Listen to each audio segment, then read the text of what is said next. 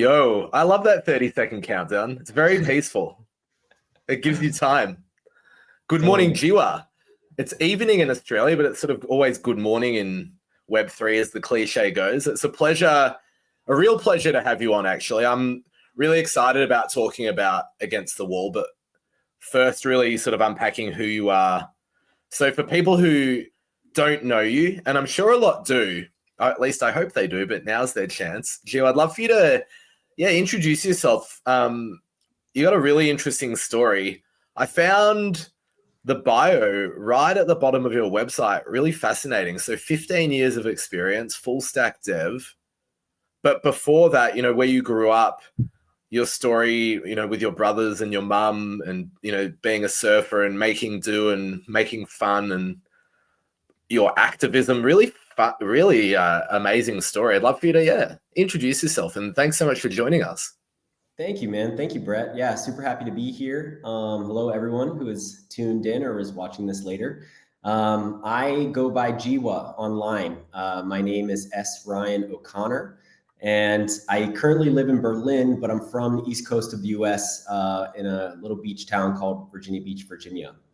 I guess getting into some of my just general backstory, as Brett had mentioned, I grew up with the oldest of three brothers, and we grew up in a little kind of surf town on the East Coast, and my mom was a single mother. My dad was kind of a wild man, and he was in and out of our lives. My mom really held it down. So I grew up also helping to kind of take care of my brothers, and I was the one that kind of had to get out of town and kind of escape and kind of do something try to do something with my life. And so, I went to college, kind of figured it out that I wanted to be in technology at the end of school, and kind of stumbled into a junior dev position after college. I had an amazing first boss, and that kind of set me on my path to being a dev. And it's funny because, learning how to code initially can be it's like learning a new language. You kind of fumble around in the dark for a while until you kind of slowly get it. Or for me, I kind of had like this eureka moment. So it took like 8 months of bashing solutions together and not really understanding what I was doing, but putting things together that may, that could potentially work. And then 8 months into it, the light bulb went off. I was walking down the hallway at work, and like instantly I stopped in my tracks. I looked up at the top of my head, all of the synapses fired and connected at the same time. And I ran back to my desk and I wrote a class, called it Hit Play, and it worked. And ever since, I've just been like completely hooked and pilled into coding. I love coding. I'm one of those programmers that like loves it. And for the first few years of at least the first few years of my dev career, I would program all day and come home and work on my own projects and code kind of all night on my own time. So at the same time, I was always creating art. I was always playing guitar and painting and drawing, when I wasn't programming when I wasn't programming. And I guess it was in like the late, like around 2017, 2018, where I started to make kind of weird websites and understanding that I could combine the two a little bit. But then, when generative art really started to take off in like 2020, 2021, I like fully understood what I could do with code in creating art. And I was just I was like, how did I not see this before? I had always been searching for a medium, and I was fully proficient in coding. So I had that tool set, and I just like, it was crazy to me that I hadn't figured that out yet. And as soon as I saw people kind of really creating visual art with code directly, that was it. And I've been doing it ever since. Yeah. Wow. I want to jump back just a little. How did you decide to study programming? What led you to that? What sort of inspired you to play with code, and then obviously, thankfully, you had a great boss and you had that eureka moment. I can imagine those synapses. It reminds me of that meme, the meme where there's the different levels of the brain getting excited. It's like you must have had that full brain explosion. But yeah, what led you to that? Because it's not such a standard path. Yeah, I was going to school. This was like end of it was around 2006, 2007 when I was in the middle of college. I graduated in 2009, and you had tech companies kind of coming up at that time. The whole app revolution hadn't really started yet, but Facebook was around, and Google, of course, and so I don't know. In college, I was really, I thought I was going to be a marketing major. I'd done like a sales position before that. And I was really like trying to just figure out my path. I didn't really know what exactly I wanted to do. But my school, I went into one of my classes one day and there was this pamphlet sitting on a desk next to me that talked about a new school of technology kind of starting next year within my school at my university. And I thought that was really interesting because I've always liked science and math and the kind of more technical things. And so I thought technology would kind of being able to use those skills and that interest in math and science to kind of give me a path into the future. So it was also cool because I didn't have to lose any credits or add extra time to my schooling to put my major in this new school that just popped up. And so I was like, yeah, that sounds like a pretty good move. So they had I did a couple database programming classes and some object-oriented design and some of those type of more architecture planning type of courses. And then I stumbled into an internship. I got an internship at a contracting firm in Washington, D.C. On my last year in school. So that went really well. They offered me a position for when I graduated, and I was in my first couple of weeks, they were trying to figure out where to place me within the company my first couple of weeks on the job, having graduated college. And I was using some program on their internal website and it broke. It had a bug or something. So the guy who wrote the program came upstairs and was like looking at my computer to try to figure out the issue. And he noticed that I had a couple books on my desk that were related to programming and development. And he said, hey, you're looking into that type of stuff. What's going on? I was like, yeah, well, they haven't found a place for me in the company yet. And so I'm just trying out different things to see where I can be useful. And he goes, okay, well, we're actually creating a junior developer position. We haven't listed it anywhere yet. But if you want, you can come down and see, take a little test to see if you'd be good for it. And if it works out, then we won't list it and you can just take the gig. And I went down and he gave me like 4 hours to pass the test. And I did in like 15 minutes. And and that was it, man. And the reason I say that guy, his name is Frank, the reason I say that he was such a good boss is, he had a good energy and everything, but he wouldn't tell me the answer. He would, say, hey, well, did you try this yet? Did you step through the code? Did you debug it this way? Whenever I had an issue that was really like I couldn't get past. But he really let me figure it out on my own. And that really empowered me to problem solve and figure out what I was doing. So if I had someone who was rushing me along or, say, hey, just do this and, then you'll be able to do this or whatever, I wouldn't have been able to figure it out on my own as much. And I really credit him and some other bosses I had along the way that were really patient and fun in the way that they mentored me on my programming journey. That really helped me develop over time. So I owe those bosses. Yeah, I owe them a debt of gratitude for sure. I love that. I think it's a really important nod to make. And it's interesting. Do you think that those, I suppose, foundations, we're going to be talking about bricks, which are right behind me, the foundations to you as a generative artist, do you think that they were nurtured through those experiences? Definitely. I think, like I said, the way that I found generative art is just like a converging of the worlds. My dad, as wild as he was, he loved music. He loved, kind of taking us to kind of creative environments and stuff.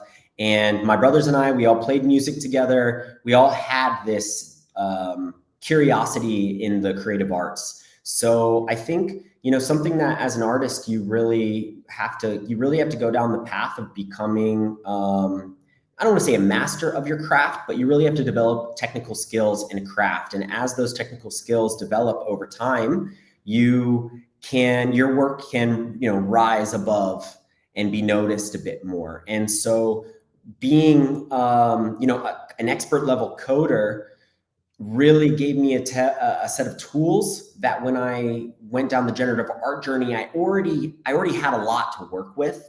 And then I had to hone my visual eye, and I had to hone my conceptual eye. And I'm still doing those things. I'm still honing those things and trying to learn new things. You have to, even in programming, when you go down a new path, when you learn how to do something different in programming, it's kind of like, you could speak English, but you're not a doctor. You don't know all the medical language, right? So you need to learn that vocabulary. You need to read those books to be able to, talk the medical talk. And so it's the same type of deal. When I got into 3D type of programming, like last year, or maybe a year and a half ago, working with Bernard Benet, I had to learn a whole new technical language that I didn't really understand yet. And that they always have pain points and challenges, but yeah, being able to be a coder and having the expertise in figuring new things out, being able to I do feel like a skill that a programmer has, if you've done a lot of different things, is you're able to go in and learn something new and train your brain. You've trained your brain how to figure things out. And it is a really useful skill in coding or, in different areas of life. For sure. Yeah, well, prior to working full-time in this space, I was a primary school teacher, and I remember teaching the kids that you can't build the house, pardon these sort of like cliche puns, but you can't build the house without laying the bricks and without each level. So it sounds like each level of your learning and your skill development has allowed you to sort of get to each different point in your career thus far. And so, yeah, you mentioned that penchant for creativity, but you made it. I love that expression. I'd love for you, maybe you didn't mean it, or maybe you did. You said you were sort of building weird websites before you then ended up creating generative art. What do you mean by that? Yeah. Okay. So I created this one. I had a little company or a little LLC that I was taking website gigs, taking little freelance gigs through, and it was called Be Creative. And so I created this thing called Be Creative TV that was essentially kind of taking a bunch of images and photoshopped things to create a TV sitting in a living room with kind of a piece of art on the wall. And as you scroll down, there'd be a dog sitting on a carpet, and kind of laid out this environment in someone's living room, so to speak. And when you turn the TV on, a remote control would appear, and you could click on the buttons, and it was like an old, 1970s RCA remote control or something.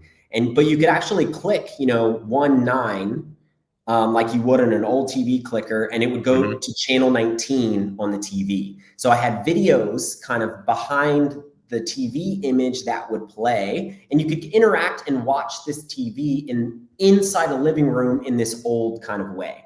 And then in the artwork on the right-hand side, it would crossfade into different pieces of work. But if you hit a certain button on the remote, information about what you were watching on the TV would pop up in that frame. And yeah, the dog was a little GIF, and it was my dog at the time. So every 20 seconds, the dog would go back and scratch his butt or something. And yeah, so it was just beginning to lay out, it was more of I would say a digital piece of digital art rather than generative art.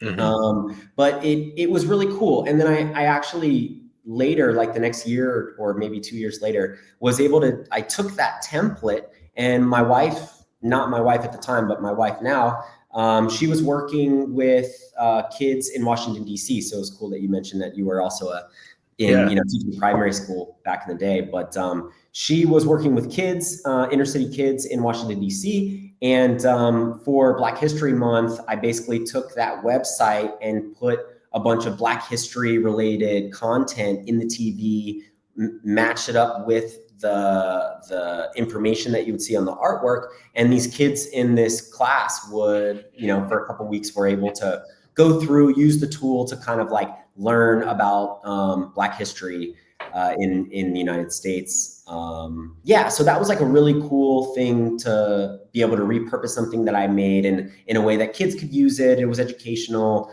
hopefully for a good cause. That was kind of weird stuff pre-generative art that I was making. I love that, but there's some crossover, isn't there, in terms of like creating a concept and executing on a piece of art and thinking through it as well. Yeah, definitely. You want someone to enjoy the experience of using it or interacting with it or just viewing it, but it has to lead you somewhere. It's like, what does this mean? There's something grander than just the pure experience that you're having on the screen, So I think maybe that, there are parallels to say that project and thinking through, a project that I might release today. For sure. And I was glancing through your website, and what caught my eye, a lot of it caught my eye, obviously, but was some of the digital installations in physical environments that you've been a part of.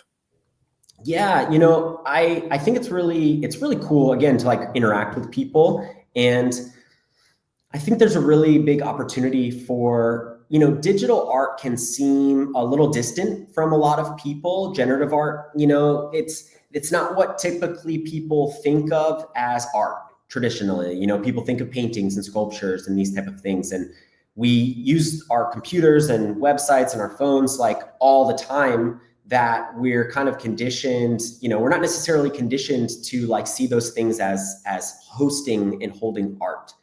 But when you put digital art in a physical space and you allow people to come in and interact with it as art, they get the opportunity to understand it better and to kind of, you do get to cross it over with things that they are familiar as being art.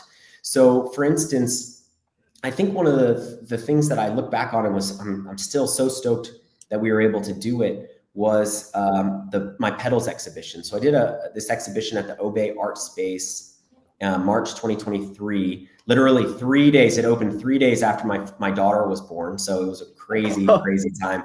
Yeah, my daughter came a little bit late. So we were expecting to have a little bit more of kind of a buffer there. But anyway, and essentially and I have to mention also that I did this with the help of my friend River Davis and my wife Blue Moon, part of the Intent.art crew. We kind of have a artist collective here in Berlin, and it's the three of us. We've done a few projects together, but definitely could not have done it without them. But so essentially we decked out this entire gallery space with flowers and moss and grass, and it had this hilly landscape that would go up to about your hip in some places, and then out of this like moss and foliage kind of bloomed these digital screens, these TVs.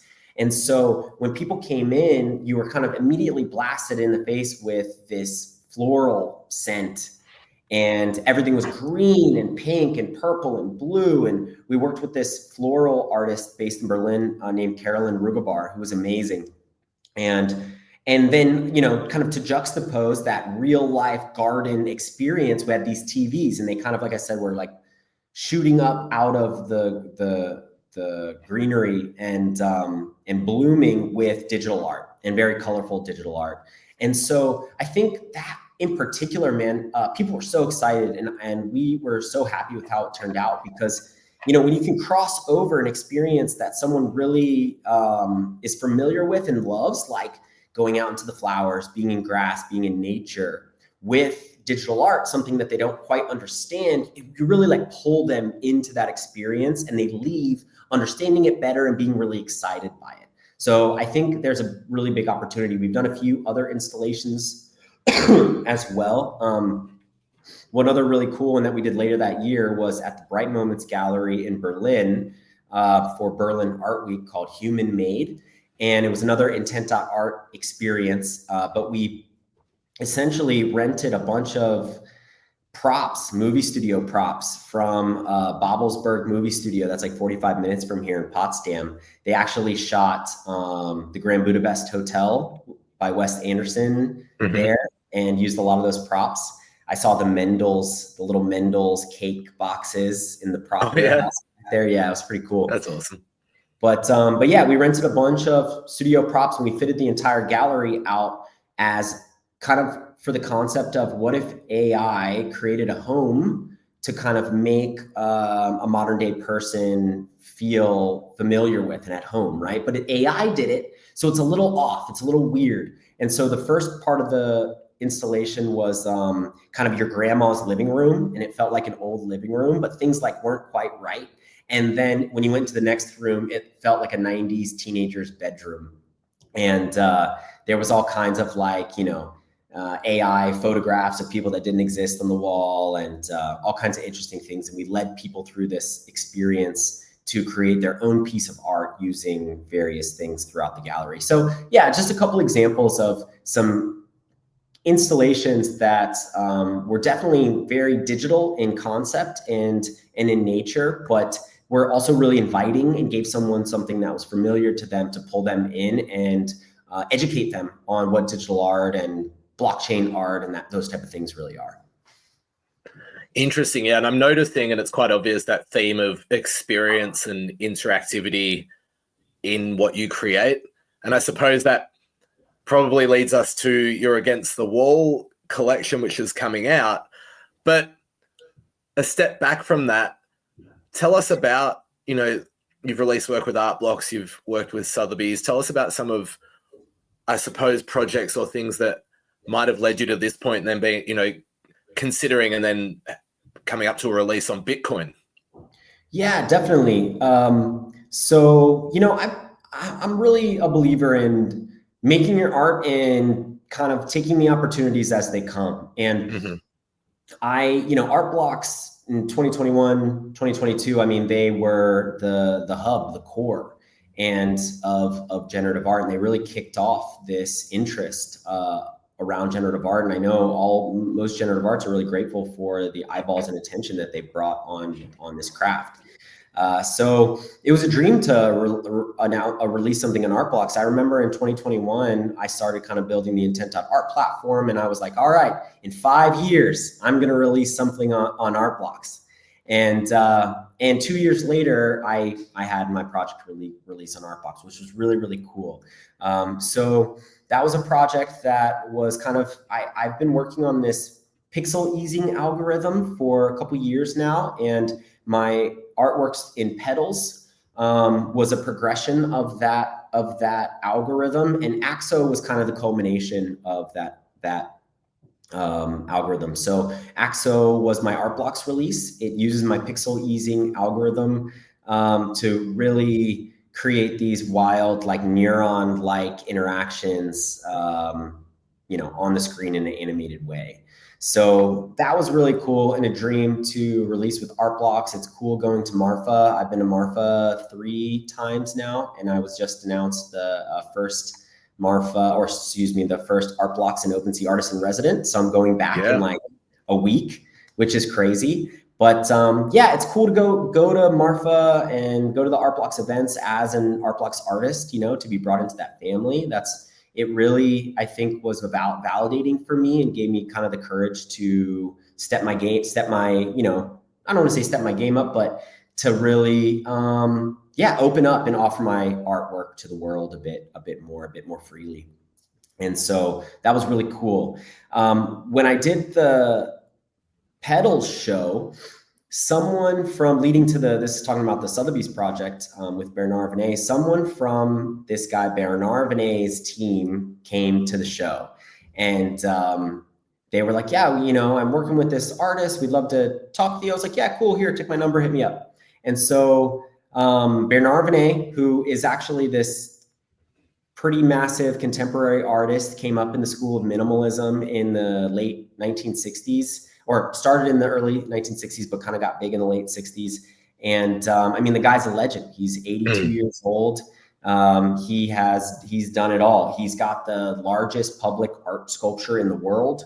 He's mostly known for these massive steel sculptures that he has in most major cities around the world.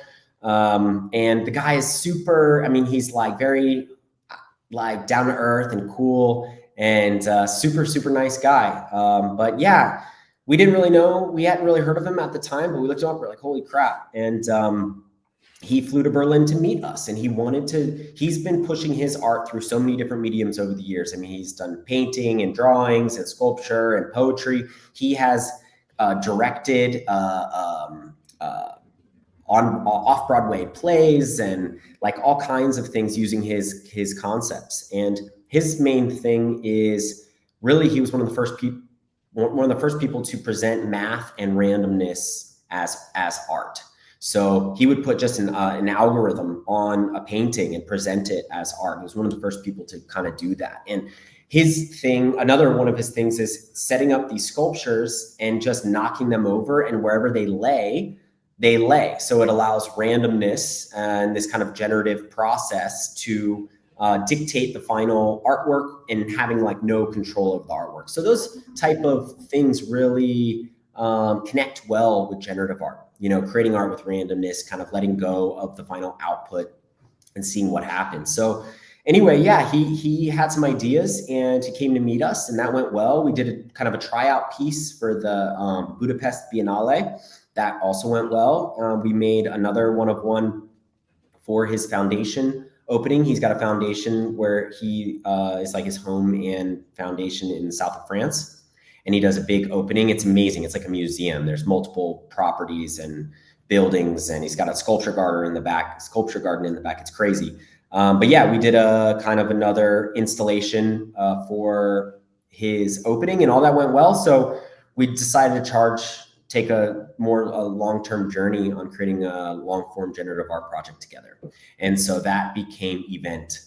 And the title of that project, Event, comes from a conversation that Bernard had with Marcel Duchamp back in the 60s, and where Marcel Duchamp, in some really nice French, says something like the event of Venet is the sail of wind.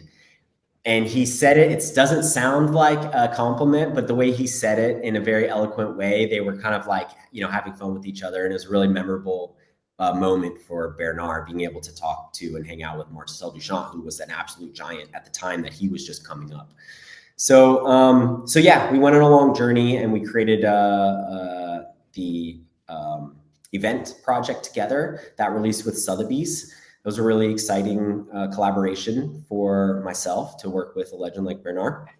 And throughout that process, I really started to learn more about 3D graphics, working in 3D spaces, building 3D geometries. So ultimately, Against the Wall, releasing on Bitcoin, is a continuation of that thought process and that kind of technical knowledge that I've been working on. I love animated works. So while Event was animated in a certain way, I wanted to work on kind of animating textures with shaders a bit more. And so it takes the Event work a step further in doing that, wrapping some of the geometries around, wrapping shaders and shader-based animations around the geometries. And that's kind of how that project started to take its technical form. As far as how I got to creating, wanting to release on Bitcoin, I have a few friends and a couple collectors who have been urging me to check out ordinals, and I've been doing so. I've been looking at it for about the past year. Something that I noticed for ordinals, it's like people are more excited about a project, as they should be, when it really makes sense for Bitcoin, when the concept and everything is tailored to Bitcoin, to ordinals, to ordinal theory. So I did some research and I read the docs and checked out what projects were out there, and I just kind of like kept working and let it sit. And then I would say in January of this year, December of last year, the idea kind of came, and I was like, oh, I saw an example on the docs where if you inscribed a child to a parent, it just like changed the background color of the parent. And I said, oh, okay, that's something really interesting. Like, that's a way that we can use provenance to do something kind of interactive. And so I never heard it coined this way. Maybe someone else had talked about it, but I was like, interactive provenance sounds like, you know, that really drives home what is happening here in that interaction. So yeah, I started to think about that and develop that idea around what ended up becoming Against the Wall. I think that's a great introduction. And yeah, what a fascinating lead in, because it really sounds like there were just these little things along the way that did bring you to the point of creating Against the Wall. And yeah, I was going to ask you about interactive provenance because I read it in your post and I thought, oh yeah, that's a phrase that I actually haven't heard, but it makes a lot of sense. So, you know, I've had the pleasure of obviously chatting with you and digging deeper into the collection and what it means and how it's going to work. But how do you know, introduce it to the people watching right now? We've got, looks like over 240-ish people have tuned in at least, but also for people who will be catching this up. Yeah, what is Against the Wall? What can we expect? Yeah, totally. So let's say there's a few aspects to the project, right? And just to put it simply, like we'll break it into kind of two phases of how it actually works. And then I'll get a bit more into the concept and stuff. But just to put it simply, the first part of Against the Wall happens on Gamma, and super stoked to be releasing with you guys. Yeah, so you start off with a wall and you mint your pristine wall, not too dissimilar to your background, right behind Brett. We planned it. Yeah. He built the wall just for this. Yeah. So you inscribe a pristine wall on Gamma. Then, kind of like the process that I just mentioned or just kind of referred to, is you then head over to against.jiwa.art, and I built a custom experience on this website there. And so when there's going to be a bit of a countdown, and when the countdown reaches 0, you'll be able to break down your wall, and you'll be able to break down the wall into these experimental compositions. So, you know, it's that part of it is that aspect of letting go. You know, you can control what happens up to a certain degree, but then at a certain point, you let go and you let randomness and the algorithm kind of take control. So right now, I guess you're looking at a example of a pristine wall. You know, the bricks are still perfect. You've got this animation that's happening on some of the bricks as a texture wrapped around the bricks. There's actually interactivity built into the piece at this point too. So you can actually click on the bricks when they're in this pristine wall format, and it pushes the bricks out into kind of the background. And to talk about the concept of this a little bit, you know, my work often deals with our inner worlds and the inner dialogues that we keep within ourselves. You know, in this modern age, you know, we've all got crazy stuff going on in our head. And I think like finding ways to cope and deal with that is really important. But this, in this project, you know, I find that this project talks about the boundaries that we kind of put on ourselves and the boundaries that we feel like other people sometimes put on us. And they exist as these walls. And it's our duty to push against the wall. And so there's different analogies and different ways that takes form in this project. One kind of immediate way is when, before the wall has been broken down, you can click and push against the bricks in the wall and start kind of breaking down the wall as an interactive viewer. I love animation and interactivity, also works that are fully responsive. So in this case, like it completely fits whatever your browser window is. It'll expand out. It'll be portrait if you're looking on your phone. It'll be full landscape if it's on your desktop or on a TV. And I think like the interactivity, the animation, and the responsiveness are characteristics of the medium. They're characteristics of working in generative art. They're characteristics of having your art run in the browser. And so for me, it really sets apart what you can do with generative art that couldn't be done in times past, with a fixed aspect ratio for a canvas, for instance. So so that's kind of like where we start with generative art, with Against the Wall. We have a wall. It's animated, it's responsive, it's a bit interactive, and you can play with it right there. But to take that a step further, we start bringing in interactive provenance. So once you've inscribed your wall, you can go to against.jiwa.art. You can view your walls right there. You'll be able to do this right after you inscribe it tomorrow, which is when the allow list opens, or Thursday when public opens. And you will kind of have a gallery there of the walls that you have. You'll be able to click on little buttons as you hover over the items that open up the piece in full screen, etc. But when the countdown ends, you'll be able to start the process of breaking down your walls. So you'll be able to go in and select a wall and inscribe a child to that parent. And for every child that you inscribe to the parent artwork, it breaks down the wall further. And there's actually a kind of a hidden end to it. I don't think anyone will ever get there. It's pretty far out there. But for the most part, you can continue inscribing children to the artwork, and it'll keep breaking down and breaking down and breaking down. And it gets pretty crazy. If you start getting like 100 children or so, I mean, the compositions change to something completely different that you wouldn't really even recognize it as compared to the original. But I really love it as a conceptual and minimal output that comes out of the end, the further deformed walls. So yeah, there's a lot there. There's a lot to unpack. I really enjoyed learning about Bitcoin transactions and learning the nitty-gritty stuff about Bitcoin to put this project together, right? And I really appreciate artists and creators who get into an ecosystem and they build something. They really learn about it. They're not coming in to just drop a project and leave. And so I guess by building something and putting a lot of effort into understanding Bitcoin transactions and creating a little world around this project, it's kind of my nod to those creators and builders who go and build something. Yeah, and I really respect that. I remember when we first spoke and you said, sure, you could have come and released something cool, and that's great, but you've decided to take it a lot further. What, apart from it being on Bitcoin and some of the things that you've mentioned, you dove or dived, I don't know, I think you can use either word, into ordinal theory.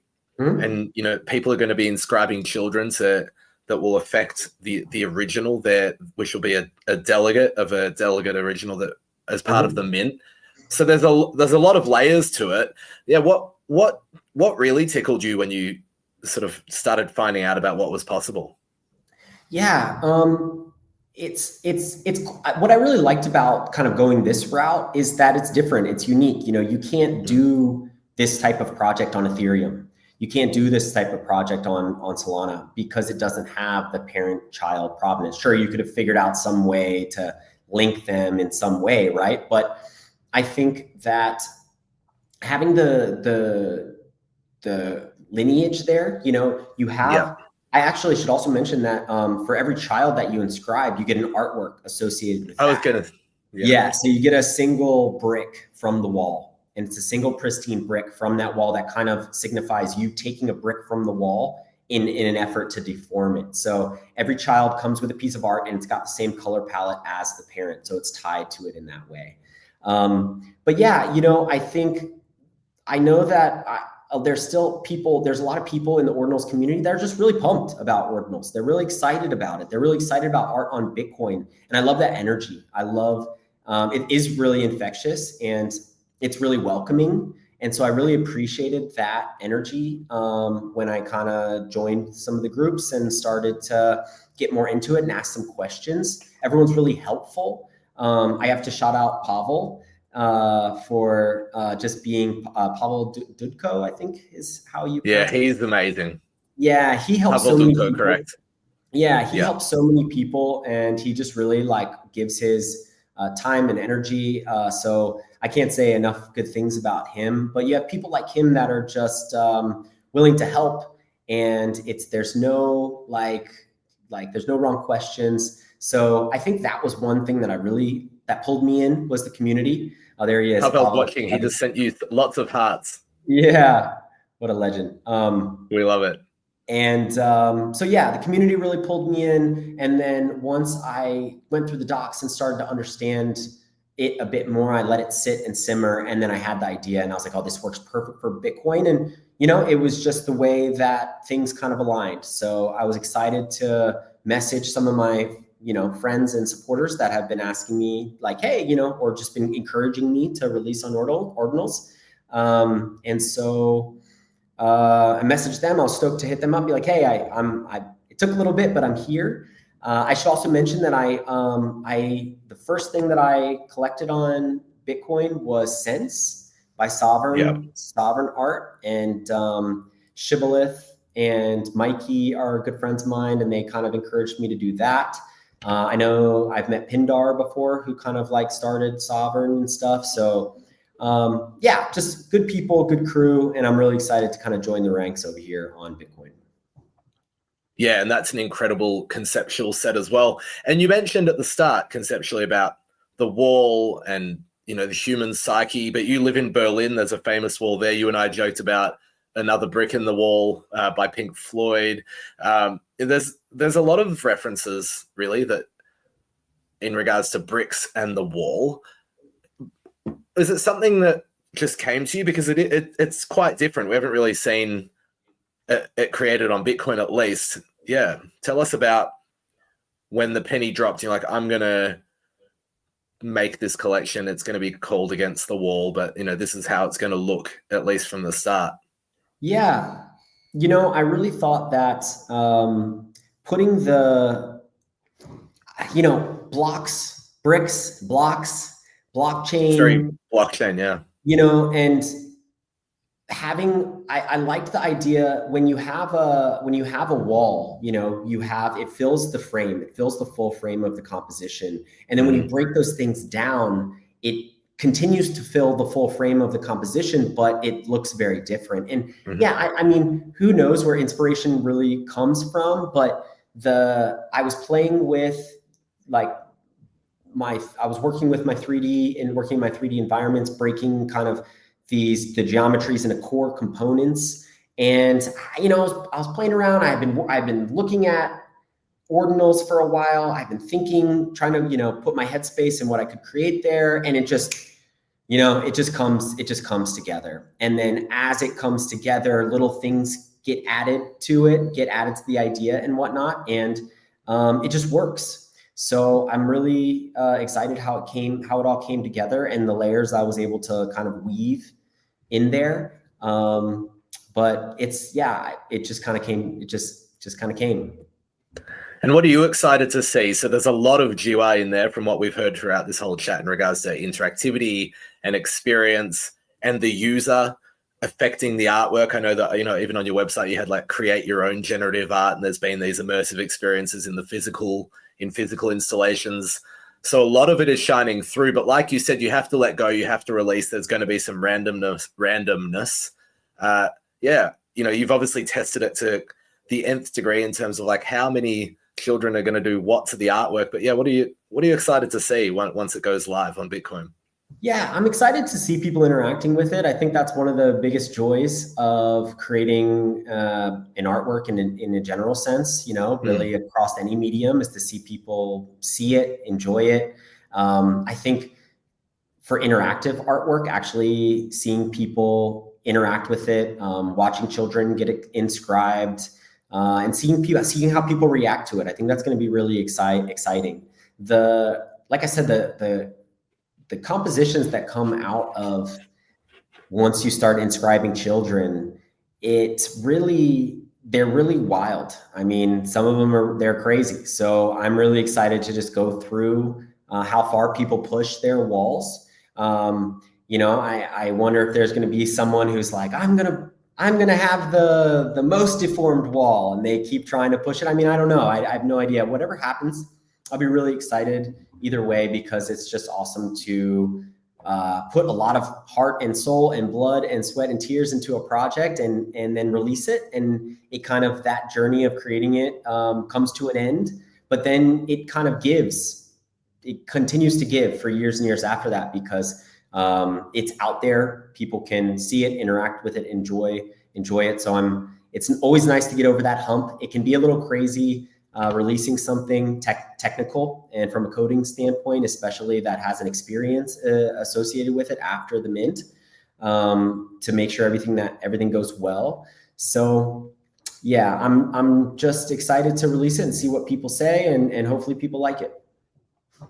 I think they will. In fact, I'm sure they will. I think it's going to be, well, hats off as well, building out that, I guess, let's call it, for lack of a better expression, secondary experience to then sort of advance the project from the collector perspective. It'll be fascinating to see the community that forms around it. And like you said, maybe there'll be a lucky number for someone like, no, I love how it sits right now. I don't want to add another child. I'm super in love with how the output currently presents, or I'm loving seeing all of these children being inscribed. Like you said, each of them is going to be like a brick out of the wall and slight variation, but in the color palette of the original. It's going to be quite interesting to see how it plays out.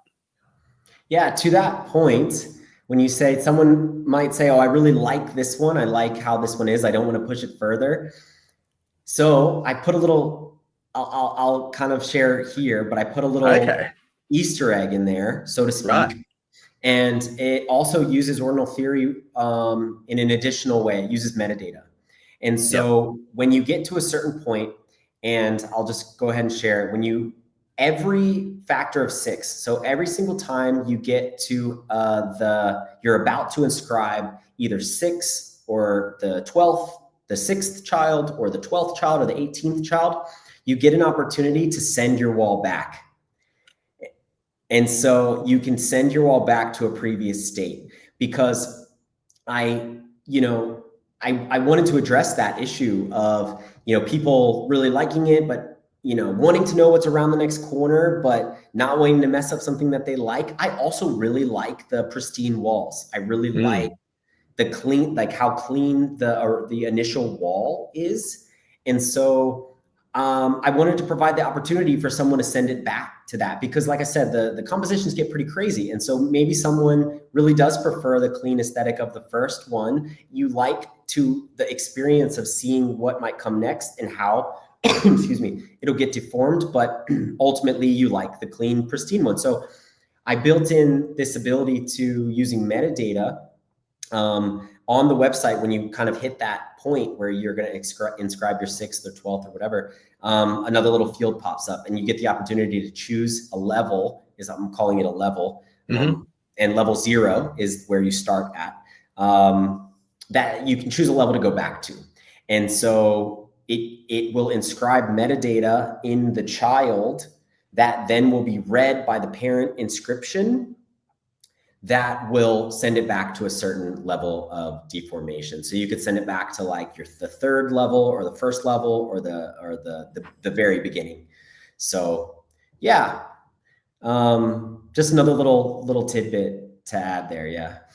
That is an Easter egg that I'm glad that I asked. I didn't mean to force it out of you. I know that you gave it to us in your, you were forthcoming with it, so it certainly wasn't a secret. But yeah, with Easter around the corner, there you go. Very playful.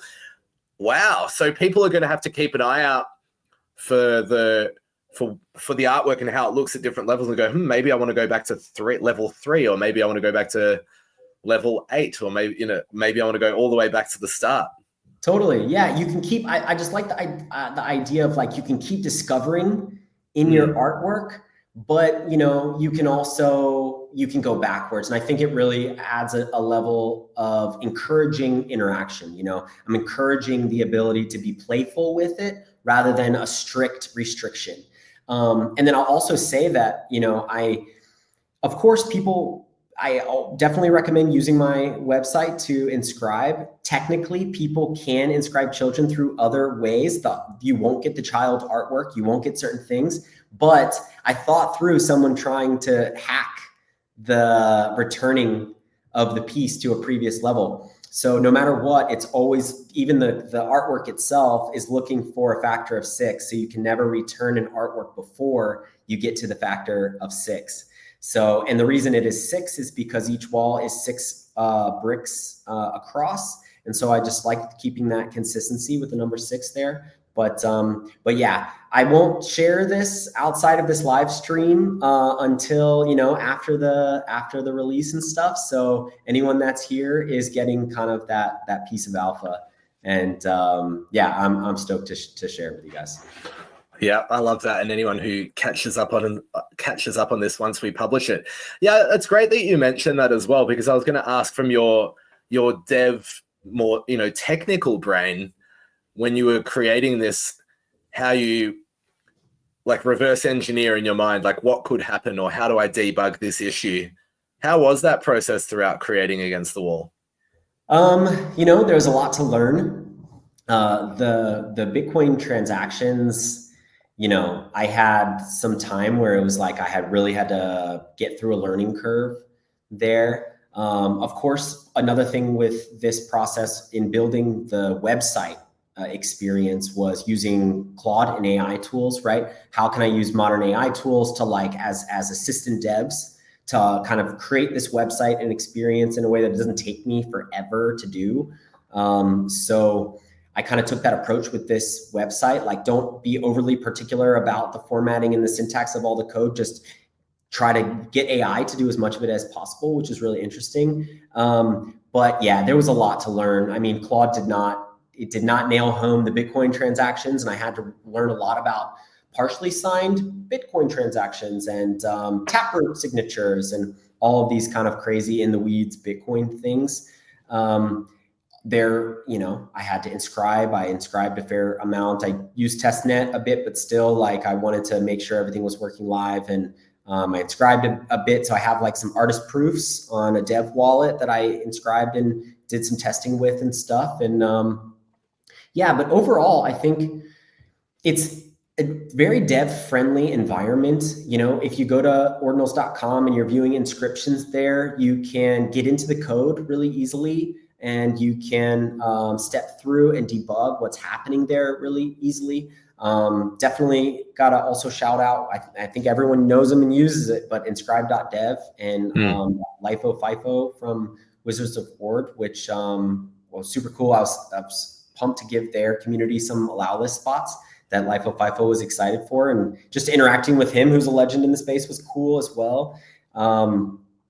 But yeah, his tool was amazing, allowing you to inscribe on specific sats and making it pretty easily. So yeah, all that, and then also figuring out the process of the artist tree. You know, you figure that out, and then you learn, you're like, oh, well, I do want my artist seal to be on a rare sat. And like, there's all these little things to learn about the Bitcoin ecosystem that I think if you learn it and you take the time to do it and do it right, I think people appreciate that you went in and did your homework and you are acting in the space like someone who has done their homework and has gotten really into it. And I think down the line, as people are looking back on artworks created in the space, I think that will also be a level to the archaeology and the interesting things. You know, this artist seal was inscribed at this time with this sat, and, you know, they laid out their tree like this, and this other people were doing it like this, but they did it like this. And I already have other artworks that I'm going to release, like one artworks that I kind of figured out along the way of doing all of this that are going to be tied, of course, to the tree and all of that. But, you know, there's a lot to learn. I do want to open source some of the things that I've learned to make it easier. I did find that there wasn't, like, a lot of the information are in disparate locations. It wasn't in the same spot. And you know, people like Pavel have put articles together that help a lot. But I think, yeah, just looking at it from my perspective and what I learned and what might have been a bit more helpful to me on the journey that I took could really help people do this type of project, maybe continue to use interactive provenance in different ways, or create their own websites that create children in whatever ways that they want. I'd love to make that contribution to the space. So I am gonna, you know, I got a lot of things lined up over the next couple of months, but over the next like 6 months or so, I really want to release some of that and foster what I can in the ecosystem. I think that's a beautiful place to leave it, Jiwa. It's been a pleasure diving in, getting to know you, but then really unpacking this collection and what you learned and, you know, what people are going to experience. And I love that you want to give back. And yeah, have a brilliant time in Martha. Or again, like a big congratulations on that artist residency with Art Blocks and OpenSea. That's fantastic. It's a real honor to have you releasing with us on Gamma. Can't wait. Thank you so much, man. Awesome talking to you, Brett. Thank you for building a wall to go as your backdrop for me. That was really nice. And no, it's been awesome talking with everyone. I'm really excited to release the project with Gamma. And thank you, everyone who tuned in. And yeah, come see me on against.jiwa.art. Peace. Later. We are.